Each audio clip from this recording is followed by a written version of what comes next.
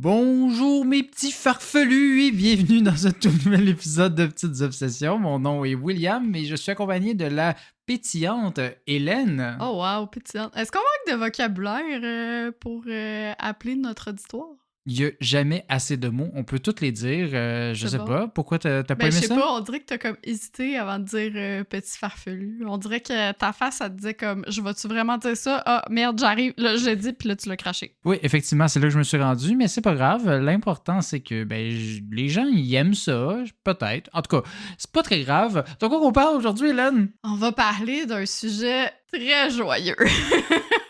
C'est pour ça qu'il fallait commencer de façon genre « Hey, mes farfelus! » On va parler des impôts, de mon côté en tout cas. Oh yeah, mais encore? Est-ce qu'on peut...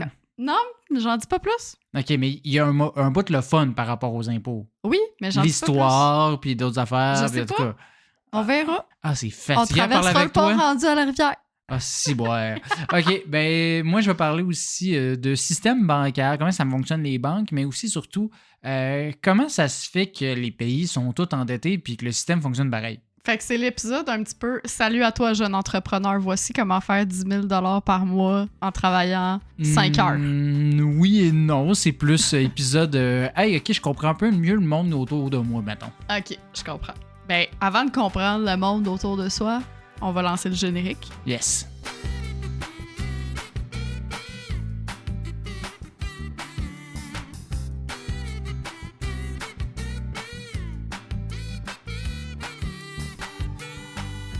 Ah, mars, le retour des sentiers boueux, des faux espoirs de journée chaude et des impôts, hein. C'est justement de ce dernier élément dont j'ai envie de te parler parce que, ben, I guess, vaut mieux en rire qu'en pleurer. Ben, je sais pas, tu m'as pas dit qu'est-ce que t'allais dire par rapport aux impôts, fait que ça se peut, je pleure. Ça se peut que tu pleures. Mais justement, te méprends pas, là, Will. Je suis pas là aujourd'hui pour t'apprendre comment faire les impôts parce que. C'est moi qui les fais à chaque année, pas toi. C'est exactement ça. C'est toi qui fais nos impôts à chaque année. Mais il y a tout de même des choses quand même vraiment fascinantes à dire sur le sujet, je dois dire. OK. Le sujet comme tel, j'étais comme, OK, on va explorer ça. Je suis pas sûre trop, mais non, j'ai trouvé des petites pépites. Parfait.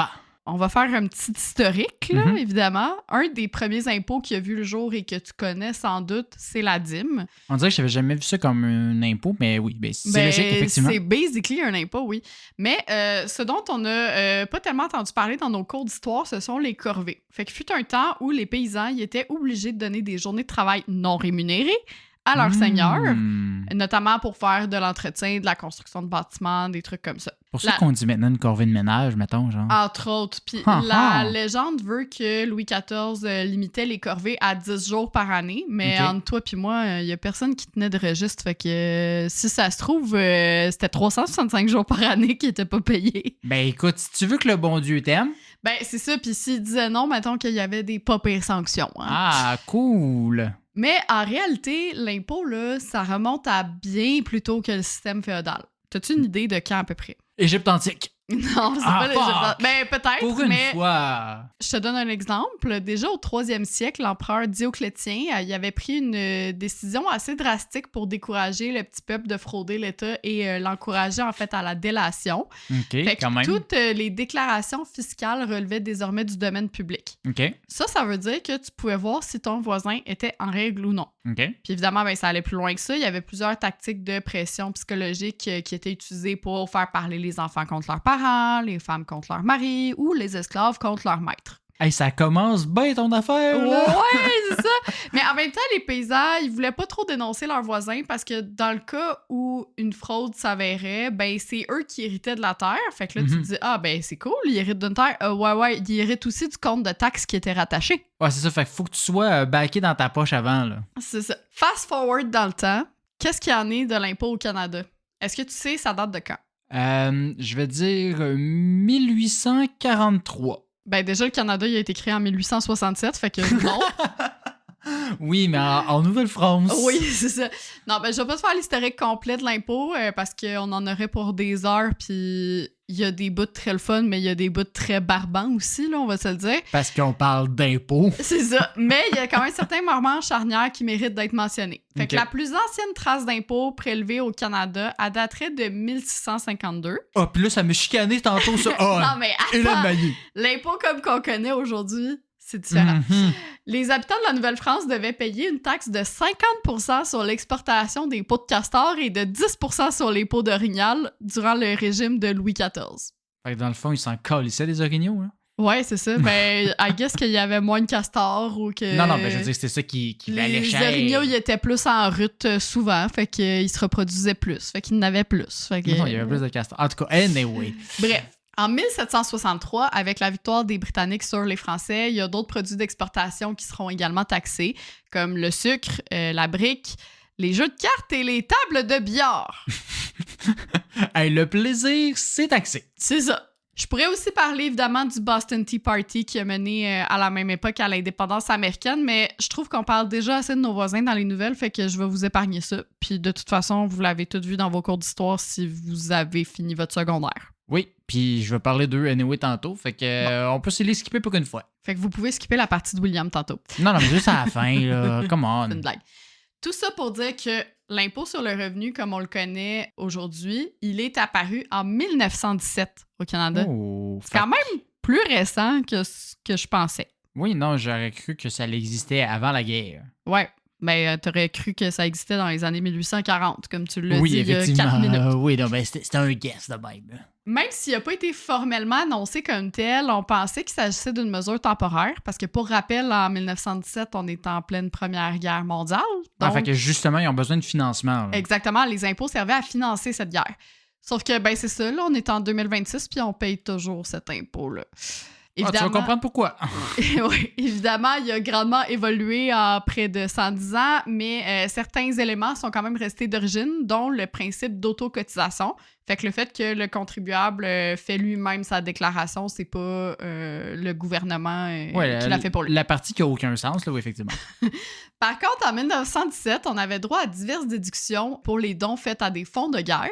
OK. Puis quand je dis on, je parle évidemment des personnes imposées qui à l'époque représentaient 1% de la population. En C'était effet, qui? ben, c'est les personnes seules qui avaient un revenu de plus de 2000 $ par année ou les ménages qui avaient un revenu de plus de 3000 $ par année qui devaient payer de l'impôt avec un taux fixé à 4%. Les temps ont changé. Oui, le salaire moyen, là, selon mes recherches que j'avais vues annuel, c'était à peu près 1365 $ par année. Fait que c'était vraiment le 1%. Ceux qui payent pas de taxes aujourd'hui, c'est eux qui payaient des taxes back in the days. C'est ça, c'est un loyer d'un 3,5 à Montréal si t'es vraiment chanceux Aïe, aïe, aïe. dans le fin fond de Pointe-aux-Trembles, probablement.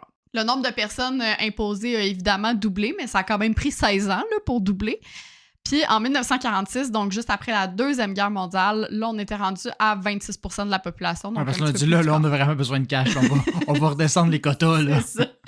C'est justement dans les années 40 que la structure fiscale a évolué le plus, entre autres, et je cite l'Encyclopédie canadienne, pour répartir équitablement l'énorme fardeau financier de la guerre, Mhm. percevoir les fonds de la façon la plus efficace possible et réduire autant que faire se peut les incidences de l'inflation. Il y a plusieurs éléments de nos déclarations aussi qui ont vu le jour dans les années 40, les crédits pour les frais médicaux, les reports prospectifs et rétrospectifs et les retenues à la source par les employeurs, par exemple. Le gouvernement fédéral, à ce moment-là, il est la seule instance à percevoir de l'impôt, puis il y a des subventions qui sont redistribuées aux provinces. Fait qu'à ce moment-là, il n'y a pas de déclaration à Revenu Québec qui est faite. Ouais. On va y revenir plus tard. En 1957, les REER sont ajoutés. À l'époque, on pouvait cotiser jusqu'à 10% de son revenu, jusqu'à concurrence de 2500 $, évidemment. Ouais.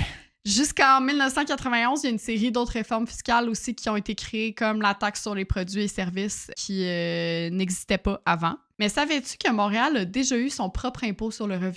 Non, ça gosse, juste à y penser. Genre, Ouais, je suis mais content que ça ça- n'existe plus. Ça n'a pas duré longtemps. OK. En 1935, la ville de Montréal est aux prises avec d'importants problèmes financiers, sans doute liés avec le crash boursier puis Mhm. l'entre-deux-guerres.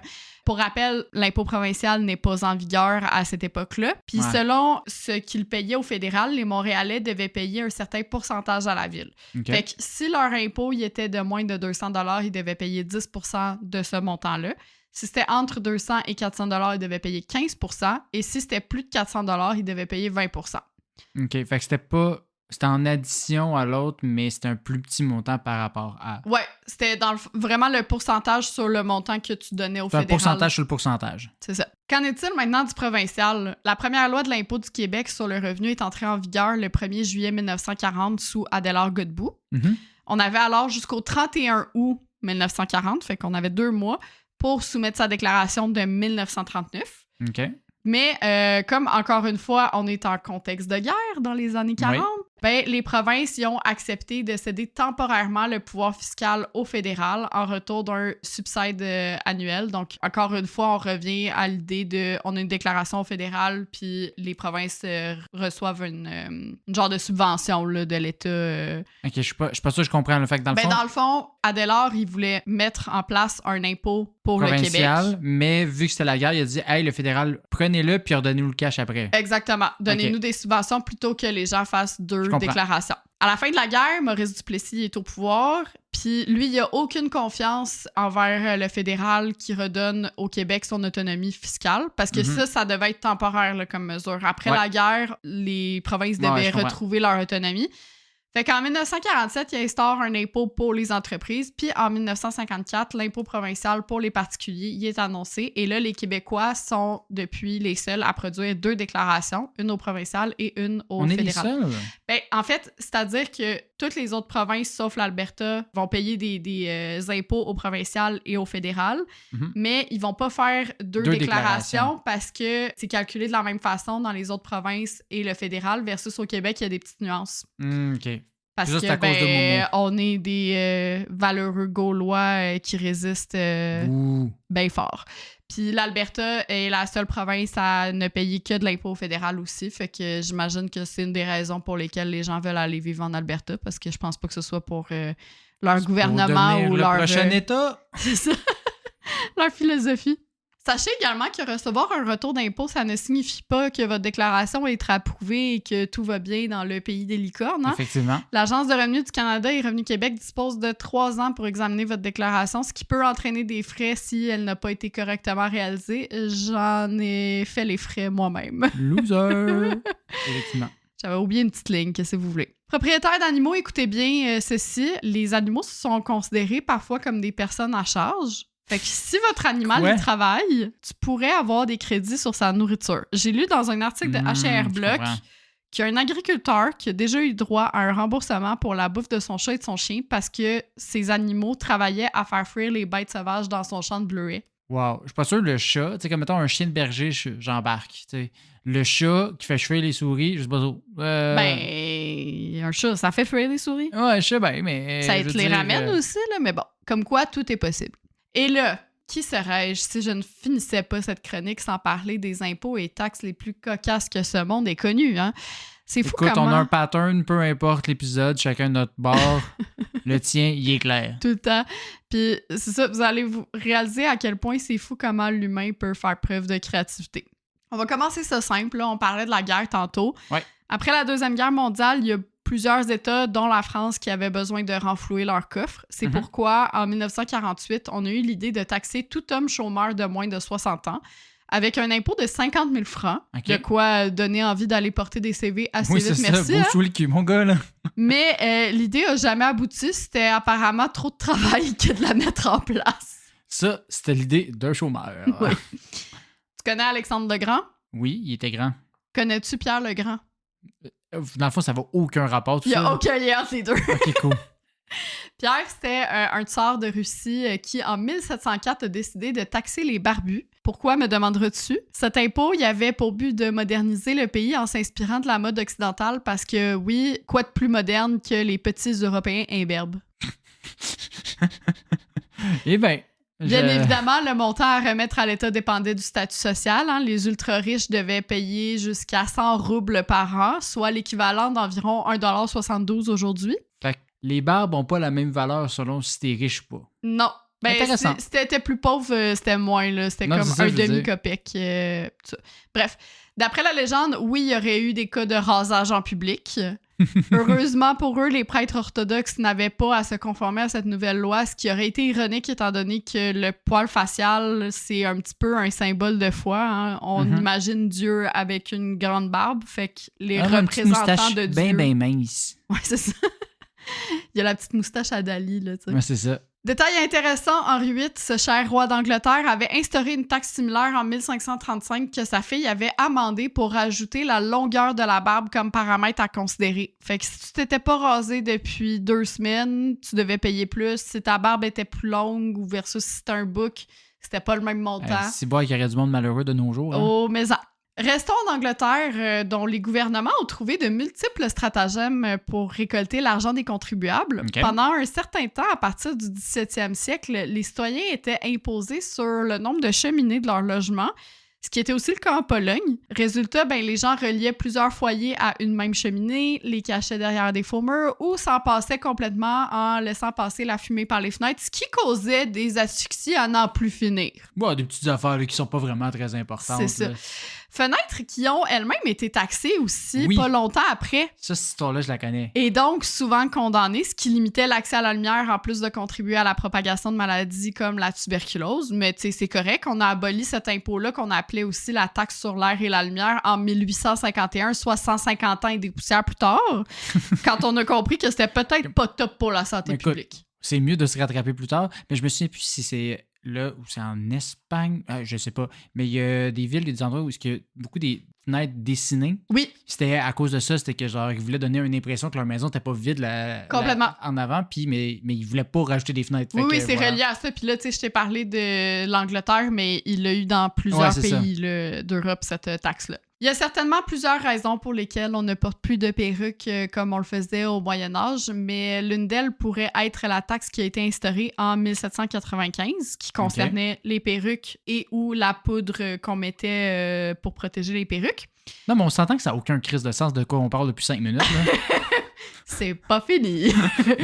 Évidemment, les membres de la famille royale n'étaient pas touchés par cette mesure fiscale. Non, c'est eux qui taxent. N'empêche, elle a mené à la lente agonie de cette mode capillaire puisqu'elle a été abolie en 1869, donc à peu près 75 ans plus tard, faute de personnes chez qui percevoir cet impôt. Genre, on est passé de comme 140 000 personnes qui portaient des perruques à 997. Fait qu'on a fait, bon, c'est plus nécessaire.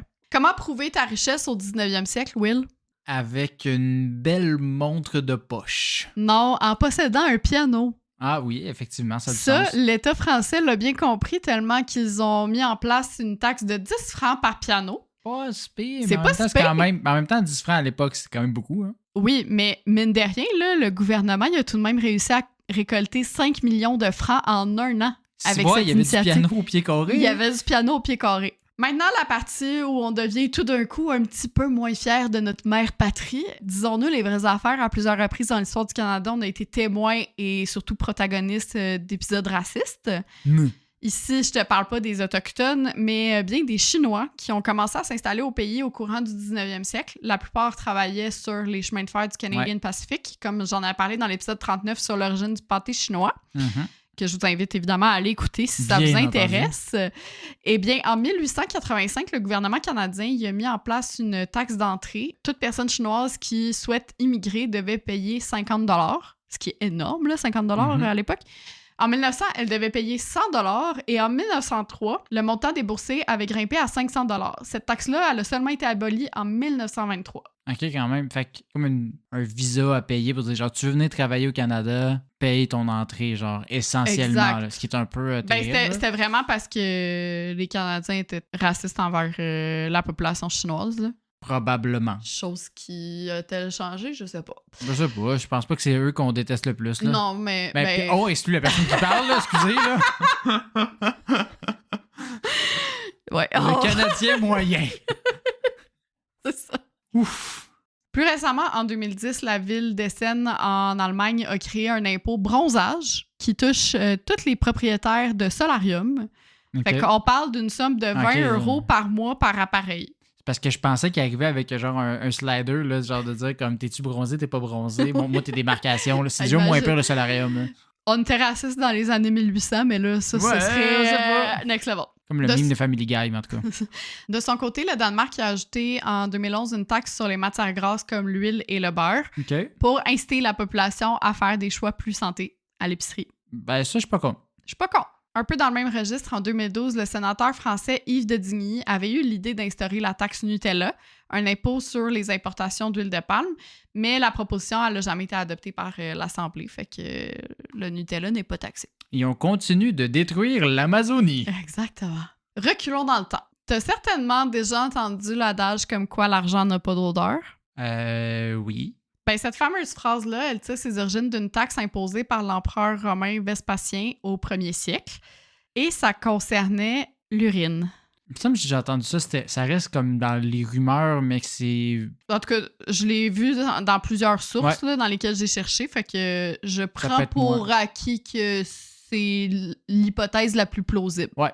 Sans être complètement certifiée parce que je peux pas remonter dans le temps non plus. Durant l'Antiquité, l'urine valait de l'or. Elle était reconnue pour posséder des propriétés thérapeutiques et désinfectantes. Hein. On l'utilisait parfois pour faire des bains de bouche. Mhm.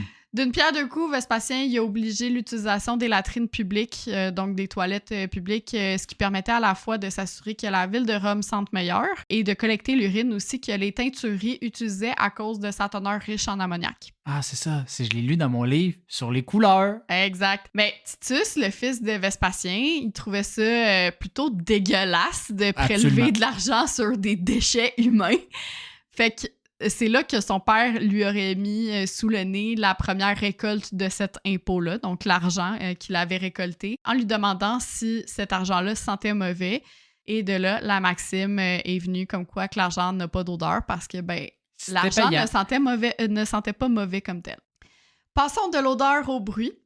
Je pense que celle-là, tu vas particulièrement l'aimer. En 1855, la France impose une taxe aux propriétaires de chiens dans le but de limiter leur multiplication et de combattre la transmission de la rage. OK. Sauf que, c'est pas tous les maîtres qui déclarent avoir un petit pitou à la maison. Fait que la solution que l'État a trouvée pour les démasquer, c'était d'engager quelqu'un pour aller japper devant les portes de maison une fois la nuit tombée. Parce que, c'est sûr que les chiens allaient répondre de ça. Puis cette taxe-là, elle a été retirée en 1971. Ça me dit quelque chose pour vrai, mais l'image est absolument incroyable. Enfin, ça peut sembler ironique, mais dans plusieurs États, les prix Nobel sont considérés comme un revenu. Donc, ils sont taxés. Fait que, Ah, ça, c'est cave. ouais, t'as beau apporter dans les plus grands bienfaits de l'humanité, comme le prétendait Alfred Nobel, en ce monde, rien n'est certain à part la mort et les impôts, comme le disait Benjamin Franklin. Eh oui. Et c'est là-dessus qu'on se laisse pour ta partie. Oui, non, ça va, c'est pas fini. On n'a pas fini, les amis, parce que dans le dernier épisode, je niaisais sur le fait que je choisissais toujours des sujets compliqués et c'est pas aujourd'hui que ça simplifie, en tout cas pour moi. Parce que on va parler du monde de la finance, puis pour vrai, moi, c'est un milieu où j'ai eu beaucoup de difficultés à l'université et dans la vie. Mes cours de finance, j'ai pas eu des excellentes notes. J'ai passé à 35% parce que la moyenne était genre de 38. Fait que on parle de ce niveau-là. Mais je voulais surtout me concentrer sur un élément qui me gosse depuis longtemps, c'est-à-dire qu'on parle tout le temps que les pays sont endettés de plusieurs milliers de milliards. Là, Ouais. Puis tout fonctionne comme si de rien n'était. C'est à qui doivent cet argent-là? Comment ça marche? Comment ça, toi, t'es pas en train d'exploser partout? C'est ça, comment ça qu'on n'est pas déjà mort? Je comprends rien. Fait que aujourd'hui, l'objectif, c'est de démêler tout ça, Hélène. OK. Du moins, Essayez. essayer de la façon que je comprends la chose. De façon simplifiée, encore une fois, là, comme toujours, parce que il y a plein de petites nuances à gauche, à droite. Fait que je vais y aller à coup d'exemple, puis de contre-exemple, pour essayer qu'on ait une image plus globale. Mais pour ça, il faut quand même commencer par la base, c'est-à-dire comment ça fonctionne les banques. Ouais. Parce qu'avant de parler des pays, il faut comprendre comment ça marche l'argent. Oui, complètement. On s'entend? Fait que le premier concept important qui va nous servir plus tard, c'est que les banques, c'est pas des gros coffres-forts remplis d'argent comme dans un vieux Lucky Luke depuis bien longtemps. Parce que pour qu'une banque soit rentable, elle va faire des prêts. Parce que ça fait juste prendre ton argent, le mettre dans un coffre, elle fait pas d'argent, puis... Non, c'est ça, elle a fait de l'argent sur les intérêts, là. Exact. Fait que tout dépend des lois dans les différents pays, mais une banque se doit typiquement de garder environ 10% de l'argent qui est déposé. OK. Fait que, mettons, tu déposes 10 000. Ils doivent garder 1000 $. Ouais. Oui, oh boy, les mathématiques sont difficiles aujourd'hui. Non, mais j'étais comme, j'enlève un zéro, mais là... non, t'enlèves 9 000 qui vont pouvoir, mettons, donner en tant que prêt à une entreprise, puis faire de l'intérêt là-dessus. Et là, c'est le bout qui devient compliqué. Là, on commence tranquillement. Là, je vais y aller avec un exemple relativement simple par rapport à la suite. OK, je suis concentrée. Cette entreprise-là donne 1000 pièces à chacun de ses employés. Ouais, fait qu'ils ont 9 employés. Mettons que c'est C'était 9... ça la question. Non, ces 9 employés-là, ils reçoivent 1000 pièces. Ils peuvent aller le déposer à la même banque. Ah ouais. Fait que la banque, elle gère à la fois... Elle garde 100 $, puis là, elle garde 900... elle redistribue 900 $, à chaque fois. Du coup, la banque gère à la fois ton 10 000, le 9 000 de prêt et le 9 000 que tu es déposé par les employés par la suite. Ouais. Puis ce 9 000-là, ils peuvent leur prêter à du monde. Ben, ils vont prêter, mettons, 8 000. Ah, c'est exponentiel. C'est exponentiel. Fait que le système, quand tu le regardes de ce point de vue-là, il fonctionne juste parce que personne décide d'aller retirer tout son argent en même temps. Parce que ça va dans tous les sens. Oui, parce que sinon, ça marcherait pas. Sinon, c'est ce qu'on appelle une panique bancaire. Ouais. Un des meilleurs exemples de ce type, c'est la Grande Dépression. Parce que tout le monde est allé retirer leur argent des banques parce qu'ils avaient peur de tout perdre parce que tout est en train de crasher. Mais ça a le fait qu'il y a eu des centaines de banques qui ont fait faillite pendant la Grande Dépression. Mm-hmm. Mais là, je dis ça, mais c'est quand même plus compliqué que ça encore. Ben là, c'est sûr. Là. Parce qu'il existe deux types d'argent. On le voit un peu indirectement dans l'exemple que j'ai donné avant. Mais il y a l'argent comptant puis l'argent qu'on va dire bancaire, par exemple. OK. L'argent comptant, c'est l'argent qui est fabriqué par les banques centrales. Là. Donc, l'argent imprimé, le papier. Oui. Fait que la Banque centrale, c'est comme la Banque du Canada ou encore il y a la Réserve fédérale pour les États-Unis, par exemple. Ouais. Ces institutions-là, ils ont pour rôle de s'assurer que notre système financier et monétaire reste stable puis il ne s'écrase pas complètement. Fait qu'ils vont contrôler la quantité d'argent qui est imprimée pour essayer de faire fluctuer ou au moins maintenir la valeur monétaire. C'est eux qui font en sorte que notre dollar est faible. C'est pas eux qui font en sorte que notre valeur est faible. Ils essayent qu'il soit fort, là, mais ils essayent qu'ils ne perdent pas de valeur plus que ça, essentiellement. Puis c'est eux aussi qui vont établir le taux directeur. Là. Tu sais ce qu'on entend tout le temps, là, le fameux taux directeur, ce qui est le taux que les banques commerciales, donc les banques avec qui on fait affaire, non, c'est le taux auquel ils peuvent se prêter de l'argent entre elles. C'est pas genre... Ouais, parce que essentiellement, là, les banques sont tout le temps en train de se pitcher de l'argent. Parce que, mettons que tu fais un transfert d'une banque à un autre, là, il y a un temps de délai entre les deux, fait qu'il y a un qui va prêter à l'autre, puis il y en a un manque de liquidité aujourd'hui parce que tout le monde a retiré de l'argent, fait qu'il va demander un prêt d'une journée à l'autre banque, puis là, le lendemain, ça va être l'inverse. C'est un gros système de tout le monde se prête à tout le monde. C'est un shit show quand même assez complexe. Fait que quand le taux directeur monte, les banques vont augmenter les taux pour les hypothèques, les prêts, les cartes de crédit, histoire que les gens empruntent moins puis ralentir l'économie. Ouais. Ça, c'est quand que tout est en train de faire de l'inflation, versus à l'inverse, quand l'économie ralentit, ils vont faire baisser le taux directeur pour s'assurer que ça stimule l'économie. Les gens aillent emprunter puis tout ça. C'est ça. L'objectif, c'est de contrôler l'inflation, mais aussi stimuler notre économie, qu'elle fonctionne puis que les gens dépensent puis que tout roule. Mais si on revient à nos moutons, je t'ai parlé de l'argent physique. Oui. Mais l'argent bancaire, soit ce qu'on appelle la monnaie scripturale. Fait que juste écrite. Ouais. Parce qu'on estime qu'il y a seulement entre 8 et 10 % de la masse monétaire mondiale qui existe physiquement. Ouais, qui est tangible. Là, qui est tangible. Parce que, tu sais, quand on parlait tantôt, ton 10 000 que tu as déposé, mettons qu'il était physique, mais c'est très rare. Là. C'est quand la dernière fois que tu allais déposer de l'argent physique à la banque, moi, c'était quand j'étais au primaire et qu'on faisait les petits dépôts à l'école. Les petits folios. Les petits folios, là, tu sais. Que... Non, moi, ça m'est arrivé parce que ma grand-mère était bien adepte de nous donner l'argent liquide, là. Je pense qu'elle avait un pusher. Moi, je l'utilisais, je la gardais dans mes poches puis je la dépensais sur l'année au complet, là. Ouais, non, c'est ça. Mais non, c'est ça. Sinon, effectivement, des gros montants, c'était des chèques à la limite, mais sinon... C'est ça. L'argent numérique dans les comptes bancaires n'a jamais existé physiquement, dans la plupart donc dans 90% des cas. Puis le système bancaire fonctionne sur ce qu'on appelle le système de réserve fractionnaire ou couverture partielle. En gros, les banques commerciales ont le droit de prêter de l'argent qu'elles n'ont pas et sur lesquels elles vont quand même recevoir des intérêts. Par exemple, une hypothèque de 300 000. Ouais. Si, disons, tu as acheté une propriété, tu as mis 100 000 de cash, tu as 400 000, mettons, ta propriété, tu as mis 100 000. Là-dessus, toi, tu le donnes juste à la banque. Puis, selon qu'est-ce que l'autre personne avait payé, il va lui redonner de l'argent. Mettons qu'il avait déjà mis 100 000 lui aussi, tout simplement. Fait qu'il fait juste redonner son 100 000.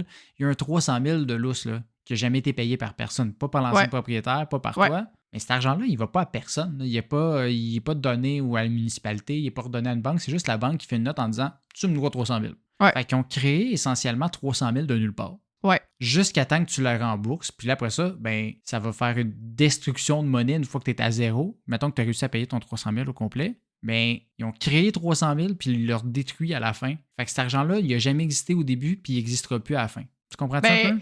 Oui, mais en même temps, il existera dans le sens où, tu sais, si tu t'achètes là, après une maison à 700 000... Oui, mais il existe parce que, en fait, c'est la dette qui s'efface, pas l'argent qui s'efface, c'est la dette qui existait, n'existe plus, essentiellement.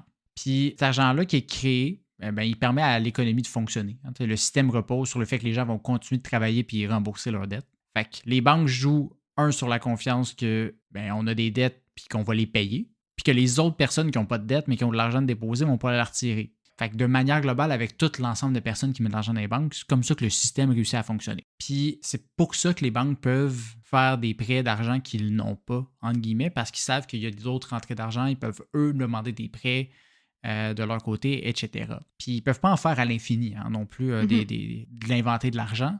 Il y a des règles de sécurité, comme des exigences de capital puis de liquidité pour éviter qu'ils prêtent trop agressivement. Fait que, comme je disais, il faut qu'ils gardent un 10% dans leur poche, là, toujours dans leur coffre, disons. Ils peuvent s'emprunter temporairement de l'argent entre elles pour régler les transferts entre banques.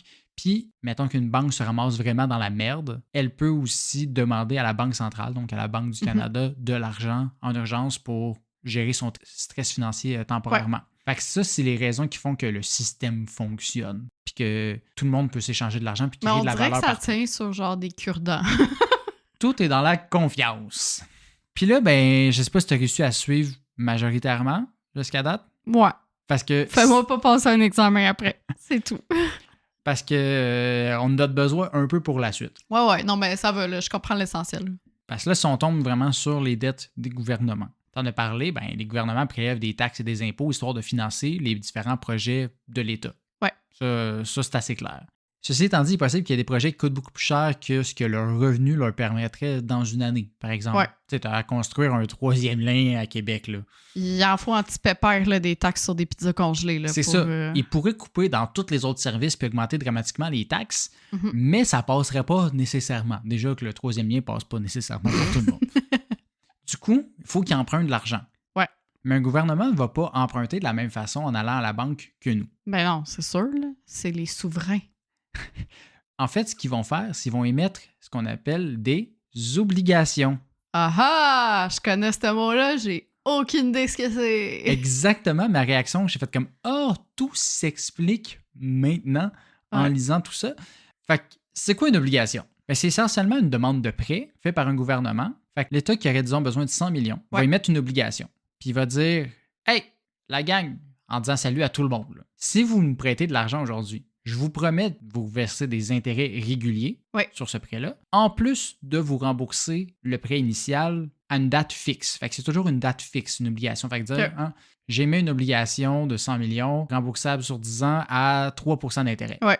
Fait que qui va acheter ça? Bien, essentiellement, des banques, des fonds de pension, des compagnies d'assurance, etc. Parce que... Les riches. Non, mais c'est les compagnies, généralement. Il y a certains pays dans lesquels tu peux, toi, en tant que citoyen, payer toi-même pour des obligations, mais tu ne payes pas le 100 millions. Tu peux dire, je te donne 10 piastres. Tu comprends? C'est le même principe que les actions. Au Canada, c'est plus possible depuis 2017. Avant, on avait ce qu'on appelait les obligations d'épargne du Canada. OK. Mais ça n'existe plus. Ça avait été créé après la guerre, justement, pour faire un rattrapage. Mais ça avait baissé en popularité, puis les taux de rendement étaient trop bas. Ceci étant dit, on a encore beaucoup d'obligations au Canada. Ouais. C'est juste pas achetable directement par un citoyen. Un citoyen. Fait que tu peux avoir des obligations dans ton portefeuille d'actions que tu vas avoir pris auprès de ta banque, par exemple. Fait que dans ton portefeuille, ils vont mettre des obligations, mais c'est pas toi qui l'as acheté directement. C'est eux qui vont placer ton argent. C'est par la banque parce qu'ils vont mettre plein de gens dans le même moton, par exemple, pour essayer de financer tout ça. Parce que c'est à coût de 10 piastres qu'on fait des 100 millions. Oui, bien, eux, ils mettent plus que des 10 piastres, probablement. Fait qu'à la question, à qui est-ce que le gouvernement doit de l'argent? La réponse, c'est... À moi! Pas mal tout le monde. Oui. Parce que ça, si vous avez des placements faits dans des institutions financières, force est d'admettre que vous avez probablement une partie de votre argent placé dans des obligations de manière indirecte. Mais c'est pas tout. Parce que même si vous n'avez pas de placement, c'est votre cas aussi. Vous êtes un peu propriétaire de la dette du Canada parce que non seulement on paye des taxes et des impôts, mais Ouais. sur chacune de nos payes, on paye aussi pour le régime des rentes du Québec. C'est quoi une rente? Les rentes, c'est essentiellement là, ce que les TVI ils reçoivent là, chaque mois. Là. OK, c'est ça. C'est comme, pas leur fonds de pension, mais Oui, c'est ça. OK. Exactement. Mais la version du gouvernement, parce que tu peux avoir ton fonds de pension Qui est avec la ton version employeur, entre employeurs. OK, ouais. puis les deux vont placer leur argent dans les obligations. En fait, le régime des rentes ne va pas placer directement de l'argent dans les obligations. La majorité de leur argent, Ouais. ils vont le donner dans des rentes aux personnes âgées. Mais il y a une partie qu'ils redonnent à la Caisse de dépôt et placement du Québec. Oui! Une autre affaire qu'on a déjà entendu parler, qu'on ne sait pas trop ce que ça fait. Oui. Fait qu'eux, mais ce qu'ils font, c'est qu'ils prennent J'imagine l'argent. qu'ils font des dépôts et des placements, mais... Exactement. Fait qu'ils prennent une partie de l'argent qu'on a donné au régime des rentes du Québec, qu'ils vont placer dans des portefeuilles d'actions et dans des obligations pour essayer de faire fructifier l'argent qu'on leur a donné pour être capable de payer plus facilement les rentes dans le futur. Parce que le but, c'est tout le temps de faire plus de cash. Ben là, c'est d'avoir assez d'argent pour nous payer, nous autres, quand on va être vieux puis qu'on ne voudra plus travailler. Fait que c'est ça. Tous les Québécois investissent dans les obligations du Canada. Fait que le gouvernement nous doit un peu d'argent. Haha. Bon, là, certains diraient, ben, gérez mieux nos finances initialement, fait que vous n'aurez pas besoin de faire des obligations, puis comme ça qu'on rachète, puis blablabla, puis c'est interminable, là, dans tout ça. Vous avez raison, hein? On s'entend. Mais pourquoi ça marche, ce système-là? Parce que la dette du Canada est de 1475 milliards. Oh! Fait que c'est à peu près 44 000 par contribuable. 44 000? Oh oui. On considère les personnes... Oh, les bambins, active, les ouais, bambins en font partie, là. Imagine, t'accueilles un nouvel enfant. Tu me dois 44 T'es 000. comme, bonjour, bienvenue au monde, tu nous dois 44 000 $. Fait que raison de plus pourquoi qu'on a besoin des obligations et non juste demander de l'argent directement au contribuable, parce que ça n'aurait aucun crise de sens. Fait que comment ça fonctionne, puis que dire, genre, un pays qui est autant dans le trou continue de fonctionner en soi? Ouais, parce que j'ai l'impression qu'on n'est pas les pires. On n'est vraiment pas les pires. Mais c'est tout simplement parce que les institutions ont une grande confiance en la capacité des pays à rembourser. OK. Ils savent qu'un gouvernement, ben, ça va continuer de taxer sa population, Ouais. puis utiliser cet argent-là pour payer les intérêts à chaque année. Ouais. Fait que c'est pas mal moins risqué que, mettons, d'investir dans des actions volatiles. Ou genre Kevin de Joliette qui... Quoi? Je sais pas. Là, je vois que je t'ai perdu un moment, là. Mais non, ben, ils ont plus confiance en nos gouvernements qu'en Kevin. Oui, mais pourquoi ils investiraient dans Kevin? C'est les banques nationales, là, tu sais. Mais je sais pas. Anyway. Kevin, il a bien trop de demander un prêt. Je vois que je t'ai brisé tranquillement dans ma partie, là. Mais bon, continuons. L'hiver a été long, la gang. Fait qu'ils ont confiance que le gouvernement va être capable de payer son 3% de rendement à chaque année. Ouais. Fait qu'ils disent comme, OK, mais c'est correct, t'es endetté, mais je vais te donner de l'argent. Fait qu'ils continuent de leur prêter, peu importe. Et ça, tu dis, ben, Mané, s'ils arrivent au bout, puis ils ont encore 1400 milliards de dettes, peut-être qu'ils ne sont pas capables de payer leurs obligations. Mhm. Ben, en fait, les gouvernements peuvent aussi refinancer leurs dettes avec des nouvelles obligations pour payer l'ancienne obligation, tu comprends? C'est comme s'ils réhypothéquaient notre pays, dans le fond. Exactement, c'est un peu ça. Mettons, on simplifie, c'est un peu ça. Fait que tout est encore une fois une question de confiance, que tout ne va pas s'écrouler autour de nous. Fait que nous, on fait confiance, ben, les banques ont confiance en nous, qu'on va pas aller tout retirer, puis ils ont confiance que les pays vont être capables de runner encore leur pays, puis être capables de prélever des taxes encore une fois. Mais il y a des exemples que ben, ce pari-là n'a pas réussi. Par exemple, la Grèce en 2008. Ouais. Le pays avait émis énormément d'obligations avant la crise. Puis, on s'est rendu compte, après celle-ci, qu'il y avait un peu caché la véritable dette du pays. Ouais. Fait que là, les investisseurs, ils n'avaient plus vraiment confiance au pays. Fait ils ont dit, non, moi, je n'investis plus dans tes obligations ou il faut que tu augmentes vraiment beaucoup tes taux d'intérêt pour que j'aie envie de donner de l'argent à ton pays. Ouais, puis là, au final, ben, c'est la population qui est impactée aussi. Ben c'est ça, parce que là, la population qui travaillait presque plus pendant la crise économique, là, il y a des taux d'intérêt, fait que la dette continue de monter, etc. Fait que là, ça allait pas très bien. Puis en plus, la Grèce, ben, ils utilisaient l'euro. Ouais. Donc, ils ne contrôlaient pas leur propre monnaie. Ils ne peuvent pas essayer de réguler avec leur banque centrale en disant on fait baisser la valeur, augmenter, etc. OK, dans le fond, s'il y avait eu une monnaie grecque... Il aurait peut-être pu essayer de ralentir la situation. Fait que c'est quoi la solution dans un tel cas? C'est là qu'entre en jeu une autre affaire que vous avez déjà entendu parler, mais que vous ne savez pas c'est quoi. Le Fonds monétaire international ou le FMI. Oui. Fait que c'est ça, hein? C'est ça. Ça dit quelque chose, mais pas tant que ça. Je sais le nom, je sais pas ce que c'est, ce que ça fait dans la vie, ce que ça mange en hiver. Ben, c'est ça. Le FMI, c'est une institution internationale financée par ses 191 pays membres, fait qu'il Ouais. donne de l'argent au FMI. Ben, C'est qui a pas dit oui? Ben, je sais pas. J'ai pas fait la liste. Puis qui a pour but de s'assurer de la stabilité du système monétaire international. Ouais. Puis, ben, écoute, un pays qui fait banqueroute, c'est pas bon pour un système mondial, je te dirais. Effectivement. Fait que dans des cas comme ça, le FMI peut intervenir et prêter de l'argent à ce pays-là Mhm. à condition de mesures d'austérité sévères. Fait que, tu sais, des coupes budgétaires, hausse des taxes, réformes économiques, etc. Fait qu'ils font pas juste donner de l'argent freely. Fait qu'ils vont dire genre, OK, on va te sauver du trou, mais change vraiment ta fonction de faire, puis Ouais. augmente vraiment. Fait que c'est ça qui est arrivé en Grèce, puis ils ont sauvé, puis il y a aussi d'autres investisseurs d'autres pays, etc. Mais essentiellement, c'est ça qui fait que le système ne s'écroule pas, Mhm. disons. Fait que voilà, le système bancaire et d'investissement du gouvernement est un peu démystifié. Ouais, quand même. Mais il nous manque une anomalie avant de terminer cet épisode, c'est-à-dire les États-Unis d'Amérique. Ah oui, c'est vrai, t'as dit que t'allais en parler. Merde. C'est ça. Tu sais, quand je te disais que la dette du Canada était de 1475 milliards, C'est sûr, c'est de la petite bière. les États-Unis, c'est 38 500 milliards. Ah, sacrément. Ben, en même temps. Mais Am I even surprised? fait que comment ça s'écroule pas, ce maudit pays-là? Ouais, pourquoi c'est... Ben là, c'est plus tellement la première puissance mondiale. Je sais pas. C'est-tu C'est la- encore considéré comme ça? C'est la plus grande puissance économique. Tu sais, Attends, t'es en train de me dire qu'il y a un pays qui a 38 fois plus de dettes que nous est vu comme le modèle, Ben oui, l'exemple parce à que- suivre? on peut dire bonjour aux GAFA Ouais. qui rapportent des milliards et des milliards. Fait que Non, ça c'est sûr, là, mais... le monde a confiance à l'économie, ou du moins d'être capable de payer les intérêts. Ils s'en crissent du reste. Fait que les gens vont continuer de le faire, mais c'est aussi surtout parce que le dollar américain, c'est l'argent qui est utilisé comme monnaie principale pour les échanges internationaux. Ouais, Fait que si tu laisses les États-Unis s'écrouler, c'est Tu- tout. c'est tout le reste qui s'écroule. Fait qu'on accepte un peu qu'ils soient fucking cave avec la gestion de leur argent parce que, ben, c'est payant.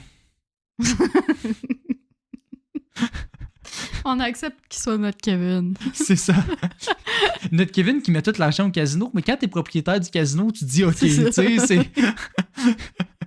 Fait que voilà ce qui conclut cet épisode. Faites-en ce que vous voulez des États-Unis.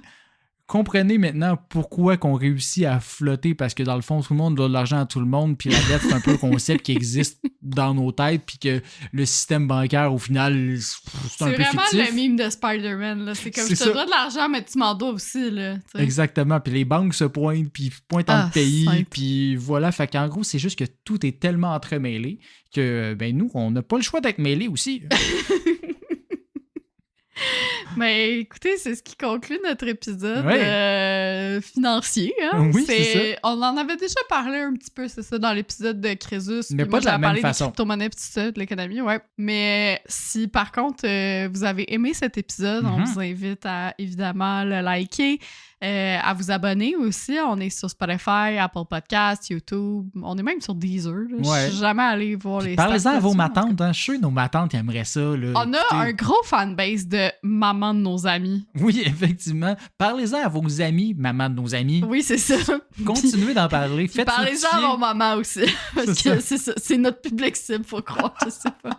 Puis sinon, ben, suivez-nous aussi sur les réseaux sociaux, Facebook, YouTube, TikTok, Instagram. Yes. On est sur toutes les plateformes. On fait des capsules de plus ou moins 1 minute Mhm. aussi.